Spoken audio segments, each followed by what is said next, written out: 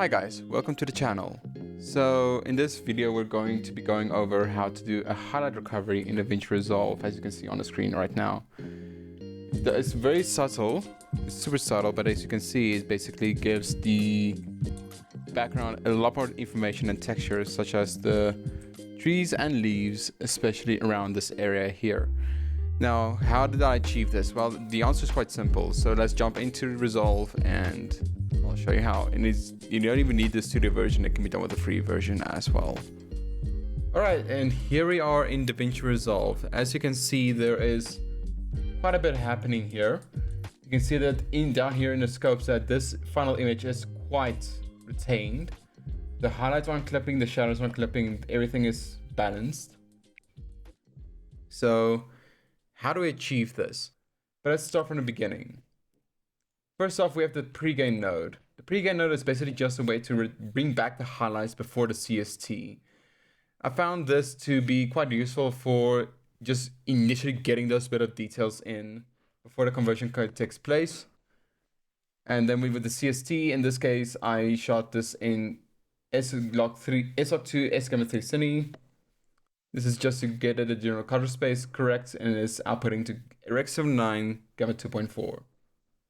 The primaries are basically there to create a base for the final bits of exposure and the white balance. As you can see, not really much changed here. Contrast. Contrast, I like to use a form of curves with splines to control my contrast rather than using a slider. I found the slider being a bit too global, so I like to pinpoint where I want the contrast to take place a bit more precisely with the custom curves. And then the LUT. The LUT I'm using is from the Phantom LUTs pack, but it's not that important. You can use any LUT you find, just as long as it's before. Just as long as it's before the recovery section of the process. Now you'll see that there is a base and a black and white node and two layer mixers. The black and white node is just to crush everything else and focus on retaining the highlights.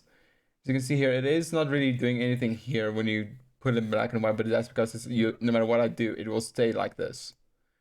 Reason being, it's black and white. There is no other information besides the luminance. Luminance should be constant. That's how we're gonna get a trick out. Then we have the base here just to fade it into the layer mixer, which is set to composite mode linear burn. This already, as you can see, brings out quite a bit more information in the highlights, especially these branches here.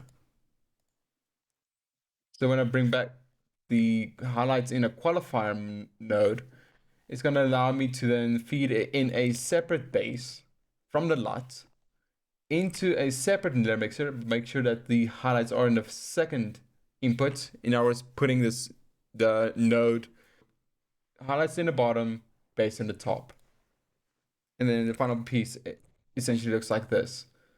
So yeah, this is basically a very easy way to just, if you expose correctly, you can bring back the information even after you apply the LUT and did all you needed to do. But one thing I will say, and this is where the second clip comes in. If you have a clip that's already been blown out in the highlights, like you can see shirt here is very much blown out, nothing's going to work. It's going to be very disgusting. It's not even going to work, as you can see with the process here. It's not going to work whatsoever compared to something like this. This is very much not going to work no matter what you do, because it's just going to build up on the contrast and the highlights being blown out. It's going to destroy the entire image, as you can see here. So rather you just stick to exposing for what you need to expose for, like the skin tones and the highlights, to make it sure that it doesn't clip anywhere. And that should be enough for getting you a balanced image after this process. You can still, of course, add other things afterwards. It's not really that big of a deal at this stage for me. But yeah, so I hope this helps. Leave any questions in the comment section, and I hope to see you guys again in the future. Thanks for watching, and I'll see you guys in the next one.